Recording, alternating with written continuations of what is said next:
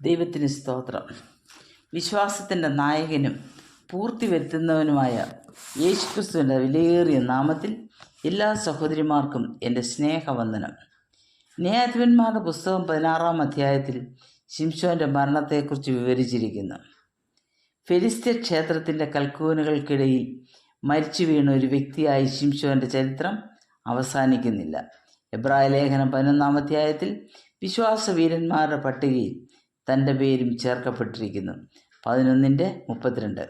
എബ്രായർ 11:33 പറയുന്നത്, അവർ രാജ്യങ്ങളെ അടക്കി നീതി നടത്തി വാഗ്ദത്തം പ്രാപിച്ചു. ശിംശോനെക്കുറിച്ച് നാം മനസ്സിലാക്കിയതനുസരിച്ച് ഈ ഗണത്തിൽപ്പെടുവാൻ തനിക്ക് യാതൊരു സാധ്യതയും ഇല്ല. ഭൗതിക ലോകത്തിൽ നാം സാധാരണ കേൾക്കാറുള്ള വാക്കുകളാണ് അപ്രതീക്ഷിത സ്ഥാനം, അപ്രതീക്ഷിത സംഭവം തുടങ്ങിയവ. ഈ പ്രസ്താവനകളുടെ മാനദണ്ഡം മാനുഷിക പരിഗണനയിൽ അടിസ്ഥാനപ്പെട്ടതാണ്. എന്നാൽ ദൈവത്തിൻ്റെ നിഘണ്ടുവിൽ അപ്രതീക്ഷിതം എന്നൊരു വാക്കില്ല. മാനുഷികമായി നാം വിലയിരുത്തുമ്പോൾ നമുക്ക് ന്യായമായി ചിന്തിക്കാം, ശിംശോൻ എങ്ങനെ ഇവിടെ സ്ഥാനം ലഭിച്ചു? ഇവൻ ഈ സ്ഥാനത്തിന് അർഹനാണോ? ഇവനെ എന്തുകൊണ്ട് ദൈവം ഇത്രകാലം സഹിച്ചു? ഇവനെ മാറ്റി നാസൃതവും വിളിയും ഗൗരവമായി എടുത്ത് അതിനോട് നീതി പുലർത്തുന്ന ഒരു വ്യക്തിയെ തിരഞ്ഞെടുക്കാമായിരുന്നുവല്ലോ. പിന്നെന്തിന് ശിംശോനെ തുടരുവാൻ അനുവദിച്ചു? ഇപ്രകാരം അനേകം ചോദ്യങ്ങൾ നമ്മളുടെ ഉള്ളിൽ കടന്നു വരാം. അതെല്ലാം മാനുഷികമാണ്. എന്നാൽ ദൈവിക കരുണ എല്ലാ മാനുഷിക നീതിയെയും പ്രമാണങ്ങളെയും കവിയുന്നതാണ്. ശിംശോന് വിശ്വാസവീരന്മാരുടെ ഇടയിൽ സ്ഥാനം ലഭിച്ചത് തൻ്റെ എന്തെങ്കിലും മഹത്വം കൊണ്ടല്ല, മറിച്ച് ദൈവത്തിൻ്റെ മഹാകൃപയുടെയും കരുണയുടെയും വിശ്വസ്തതയുടെയും പ്രതിഫലനം കൊണ്ട് മാത്രമാണ്. ഇവിടെ ദാനിയേൽ 9:9 പ്രസ്താവ്യമാണ്. ഞങ്ങളുടെ ദൈവമായ കർത്താവിൻ്റെ പക്കൽ കരുണയും മോചനവും ഉണ്ട്, ഞങ്ങളോ അവനോട് മത്സരിച്ചു. അതിൻ്റെ 18-ാം വാക്യം അവസാന ഭാഗം ശ്രദ്ധിക്കുക. ഞങ്ങൾ ഞങ്ങളുടെ നീതി പ്രവർത്തികളിലല്ല, നിന്റെ മഹാകരുണയിൽ അത്രേ ആശ്രയിച്ചുകൊണ്ട് ഞങ്ങളുടെ യാചനകളെ തിരുസന്നിധിയിൽ ബോധിപ്പിക്കുന്നു. ദൈവമാർക്കും കടക്കാരനല്ല. ശിംശോൻ്റെ ജീവിതത്തിലും സ്വഭാവത്തിലും പല ന്യൂനതകൾ ഉണ്ടായിരുന്നു. ദൈവം ഉദ്ദേശിച്ച രീതിയിൽ തനിക്ക് പ്രവർത്തിക്കുവാൻ സാധിച്ചില്ലായിരിക്കാം. എന്നാൽ ശിംശോൻ ചില പ്രവൃത്തികൾ ചെയ്തു. നീതിമാനായ ദൈവത്തിന് അവ തള്ളിക്കളയുവാൻ കഴിയുകയില്ല. ഇതുവരെ ശിംശോൻ എന്ന വ്യക്തിയുടെ ന്യൂനതകളാണ് നാം കണ്ടത്.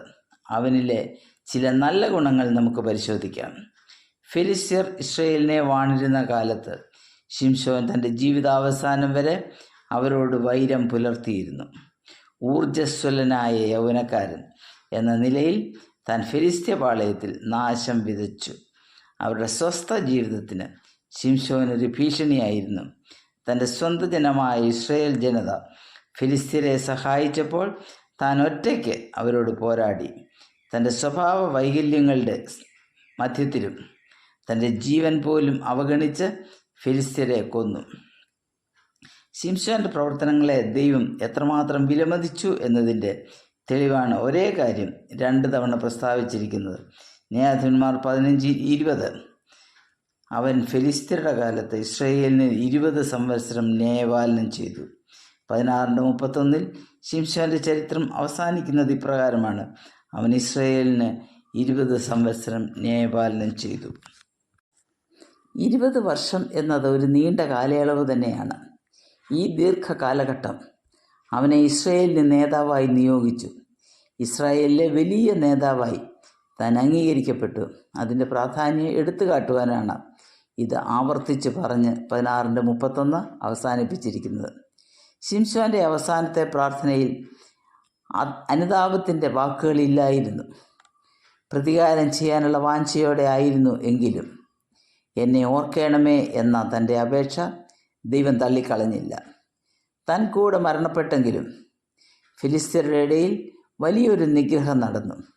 തന്നെ ഓർക്കണമേ എന്ന് ശിംശോൻ ഒരു പ്രാവശ്യമേ അപേക്ഷിച്ചുള്ളൂ. എങ്കിലും നൂറ്റാണ്ടുകൾ കഴിഞ്ഞ് എബ്രായ ലേഖനം എഴുതുമ്പോൾ ദൈവത്തിൻ്റെ പരിശുദ്ധാത്മാവ് ലേഖനകർത്താവിനെ ഓർമ്മിപ്പിച്ചു, വിശ്വാസവീരന്മാരുടെ പട്ടികയിൽ ശിംശോൻ്റെ പേരും കൂടെ ഉൾപ്പെടുത്തണം എന്ന്.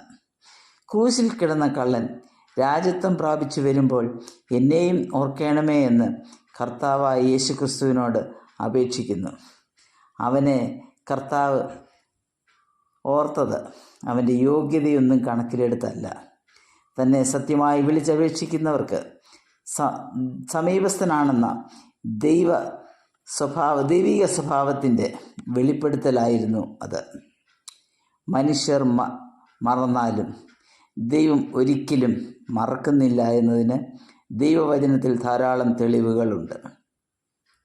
കാലം എത്ര കടന്നുപോയാലും ദൈവത്തിനു വേണ്ടി നാം ചെയ്തിട്ടുള്ള ഓരോ കാര്യവും ദൈവത്തിൻ്റെ സ്മരണയിൽ നിലനിൽക്കുന്നു. തക്ക സമയത്ത് അതിന് പ്രതിഫലവും തരും. മലാഖി 3:16 അതിൻ്റെ ലാസ്റ്റ് പോർഷൻ. യഹോവ ഭക്തന്മാർക്കും അവൻ്റെ നാമത്തെ സ്മരിക്കുന്നവർക്കും വേണ്ടി അവൻ്റെ സന്നിധിയിൽ ഒരു സ്മരണ പുസ്തകം എഴുതി വച്ചിരിക്കുന്നു. മാനുഷിക ബുദ്ധിയിൽ അനർഹൻ എന്ന് തോന്നാവുന്ന കാര്യങ്ങൾ ശിംശോൻ്റെ ജീവിതത്തിലുണ്ടായിരുന്നു. എന്നാൽ ദൈവത്തിൻ്റെ കരുണയും ദയയും വിശ്വസ്തതയും അതിനെ കവിയുന്നതായിരുന്നു. എന്നിരുന്നാലും ഒരു സമർപ്പിക്കപ്പെട്ട ജീവിതത്തെ മാത്രമേ ദൈവത്തിന് ഫലപ്രദമായി ഉപയോഗിക്കുവാൻ കഴിയുകയുള്ളൂ എന്ന കാര്യം നാം മറക്കരുത്. മാനുഷിക ബലഹീനതയുടെ മധ്യത്തിലും ദൈവം ശിംശോനിൽ കൂടി പ്രവർത്തിച്ചു എങ്കിലും അവസരം നഷ്ടപ്പെട്ട ഒരു വ്യക്തി എന്ന നിലയിലാണ് തൻ്റെ ജീവിതം നമ്മെ പഠിപ്പിക്കുന്നത്. അവസരം നഷ്ടപ്പെടുത്തിയ വ്യക്തികളുടെ കൂട്ടത്തിൽ നാമും ആകാതിരിക്കുവാൻ കർത്താവ് നമ്മെ സഹായിക്കട്ടെ. ദൈവനാമം മഹത്വപ്പെടുമാറാകട്ടെ.